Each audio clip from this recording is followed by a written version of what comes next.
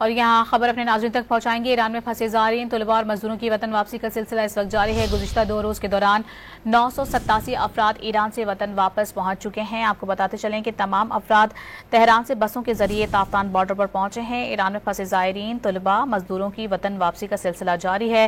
گزشتہ 2 روز کے دوران 987 افراد ایران سے وطن واپس پہنچے ہیں۔ ایران سے واپس آنے والے تمام افراد تہران سے بسوں کے ذریعے تافتان پہنچے ہیں۔ آپ کو بتاتے چلیں کہ طلباء کو امیگریشن کے بعد پاکستان ہاؤس منتقل کر دیا گیا ہے، جبکہ پاکستان ہاؤس تفتان میں خوراک، رہائش، رجسٹریشن کی سہولیات فراہم کی گئی ہیں۔